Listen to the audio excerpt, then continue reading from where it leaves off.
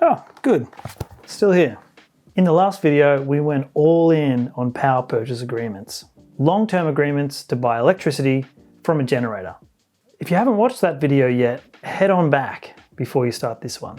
Let's say you're a medium to large organization. Your electricity spend is in the millions of dollars, and your business is stable enough to commit to a longer period of time than a regular electricity contract. Well, sounds like you're in a pretty good place for a PPA. As mentioned in the previous video, there are many various types of power purchase agreements. Let's kick it off with retail versus wholesale. A wholesale PPA is when an organization signs a contract directly with a renewable energy developer. In May 2022, Woolworths entered into an 8-year direct wholesale contract with a wind and solar facility in South Australia. This PPA will cover all of the electricity needs for 70 Woolworths supermarkets and 17 Big W stores in South Australia. With this option, the PPA is separate from the physical delivery of electricity, so the organisation will retain a standard electricity contract with a retailer. Wholesale PPAs are often, but not always, reserved for developing new projects, and they tend to have very complex contracting structures. So they're typically only available to really large buyers that have extensive in-house capability and expertise. Now for retail PPAs, a retailer will play the intermediary between the organisation and the project developer. The retailer holds the contracts with the renewable generator, and the associated PPA is then integrated into the electricity supply agreement. Because the retailer handles all the complexities and risk of the contract, and they can guarantee supply of electricity, retail PPAs can be a much more accessible option for many businesses. Smaller organisations are more likely to sign retail PPAs, and they're even becoming more popular for big energy buyers, all because they're a lot easier to contract than a wholesale PPA. And some of the risks can be passed on to the retailer. Okay, so under a wholesale PPA, the buyer holds an agreement directly with the solar or wind farm, and for retail PPAs, the buyer pays a retailer to handle the contract with the producer. Yes, spot on. Are you ready to dig into the different types of PPAs? Let's go. Cool. Option 1. A retail PPA via a retailer with a portfolio. Your first option is to set up a contract with a retailer who has a portfolio of owned or contracted PPAs with solar and wind developers. These contracts last around 7 years. To be able to make an additionality claim, it's best to contract with a retailer that is actively investing in or contracting new renewable projects. Now, word of warning, if the retailer has fossil fuels in their portfolio and isn't actively investing in new renewable projects, then any 100% renewable claims are going to look a little bit flimsy. A good example of a retail PPA like this is the Dexus PPA with Snowy Hydro, because Snowy's portfolio is made up of contracted wind and solar projects that were being built at the time the contract was signed. So it's best to align with a retailer that actively invests in renewables. Okay, got it. Cool. You got any examples? Sure, yeah. CleanCo, Flow Power, Iberdrola are all great places to start. Option 2, a retail PPA with a single operating wind or solar farm. In this scenario, you enter into an agreement with a retailer that signs a PPA with an existing solar or wind farm. Either that or the retailer already owns or has contracted with a wind or solar farm. These contracts also last around 7 years. Again, the credibility of being able to make a 100% renewable claim comes down to additionality. This really depends on who the retailer is and whether they are actively investing in new projects. If not, this kind of PPA will not unlock new renewable energy projects.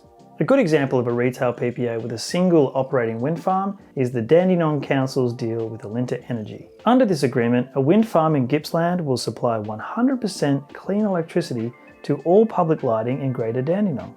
Option 3, a retail PPA with a new wind or solar farm. Option 3 is similar to the first two options, but this time you'll be contracted to a retailer who signs a PPA with a solar or wind farm that isn't yet built and at the pre-finance stage. Since this agreement is enabling new projects to be financed, this is where you can make that additionality claim. I briefly mentioned this in the previous video, but it's worth mentioning again, because the Melbourne Renewable Energy Project, number 1, is a great example of an agreement like this. To recap, A group of 14 organisations led by the City of Melbourne teamed up to sign a long-term contract to buy the output of an 80 megawatt wind project in Victoria called the Crowlands Wind Farm. Option 4. Sleeved PPA. With a sleeved PPA, you can also enter a contract for a new single wind or solar farm, but this time there's a more direct relationship with the project. You can even sign first with the project and then find a retailer afterwards.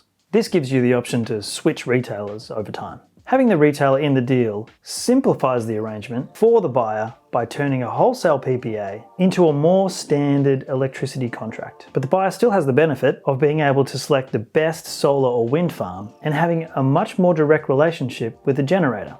The UNSW signed a PPA to procure all of its electricity from the Sunraysia solar farm in New South Wales. The deal was signed between UNSW, Sunraysia Solar Farm, the company that owns the farm, and the retailer Origin Energy.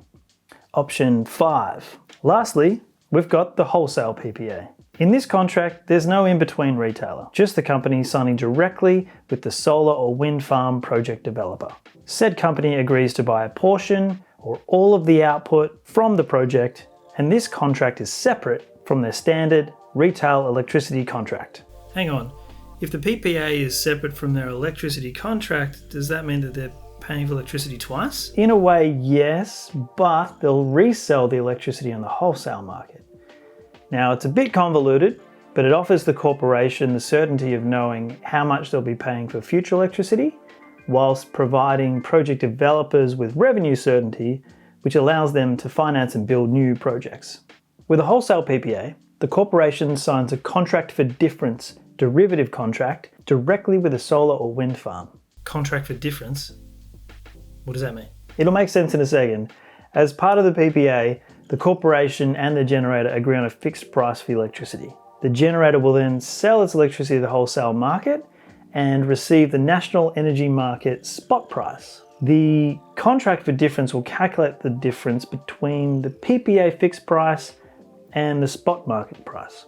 I made a graph so it's easy to understand. If the spot market price is higher than the PPA fixed price, the generator agrees to pay the energy buyer the excess. And if the spot market price is lower than the strike price, it's the energy buyer who will pay the generator for the shortfall. This contract for difference makes the wholesale PPA the most sophisticated form of PPA. And only very large buyers will go to the trouble of entering into contracts like these. Wholesale power purchase agreements really tap into the reduced cost of solar and wind farms. When a large corporate requests proposals from project developers, it's typically very competitive, lots of options on the table. But keep in mind that companies can pay anywhere between $30,000 to $50,000 in consulting fees just to get a wholesale PPA. So these costs can be fairly prohibitive to most organizations. So how do companies decide which option is best for them? Each company will have different options available to them based on their size and ability to scale, but also their ambition to add additional renewables into our network. The good news is a company doesn't need to know at the beginning of the process which specific PPA they will ultimately choose. They can go to tender, assess all their options, and decide later on which is best suited to them. As with any major business decision, companies engage with consultants to help guide them through the tender and contracting process. In the description below, we've included a summary of all of these options, along with more case studies that you can look into and learn from. If you want to go further, we recommend consulting with the experts at the Business Renewables Centre of Australia, who can help advise on the process and options available for your business. Hopefully by now, you've got a pretty good sense of how sourcing renewables works. And while you're out there sourcing renewable energy for your company, it's also important to consider energy efficiency.